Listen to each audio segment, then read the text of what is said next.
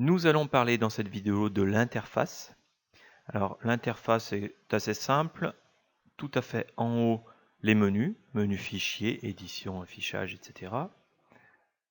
À gauche et dans cette partie les outils, les barres d'outils. Et à droite, les palettes.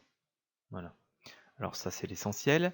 On va aller afficher les barres d'outils essentielles ici. Donc on vient dans le menu affichage, barre d'outils. Dans cette boîte de dialogue barre d'outils, on descend l'ascenseur, on vient décocher premier pas disparaît. On va venir ici dans grand jeu d'outils, cocher, vue, style, standard. On va fermer. Alors, si vous avez les barres d'outils ancrées, ça va donner à peu près ça. Vous pouvez éventuellement désancrer les barres d'outils.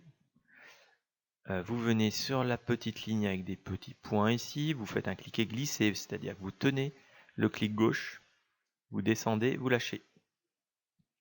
Vous pouvez éventuellement désancrer ces deux barres d'outils, ça c'est à vous de voir. Ce qui est intéressant, c'est qu'on a le nom qui apparaît, la barre d'outils, style et vue. Donc pour communiquer, ça peut être un petit peu plus simple. La barre d'outils standard pour créer un nouveau, ouvrir un fichier, enregistrer le fichier en cours. Donc ensuite, on va pouvoir couper, copier-coller, ça c'est Windows. Annuler, rétablir, voilà, imprimer, bon, etc. Alors, voilà pour les barres d'outils. Pour les palettes essentielles sont matière, style, composants, scène, calque et info sur l'entité. Alors, ces palettes-ci, vous les retrouvez dans le menu fenêtre. Palette par défaut, et vous venez cocher ces palettes-ci. Voilà. L'instructeur, c'est pas forcément nécessaire, mais c'est à vous de voir. On pourra revenir à en chercher d'autres. Voilà pour ça. Maintenant, on va régler les unités de notre modèle, parce que peut-être qu'on veut dessiner en centimètres et puis se créer un modèle type de l'entreprise personnelle. Donc on va venir dans menu fenêtre, on va venir sur info sur le modèle. Ici unité, et c'est ici qu'on vient régler nos unités. Alors on peut passer par exemple en centimètres. En centimètres. Précision, ça concerne vraiment les cotations.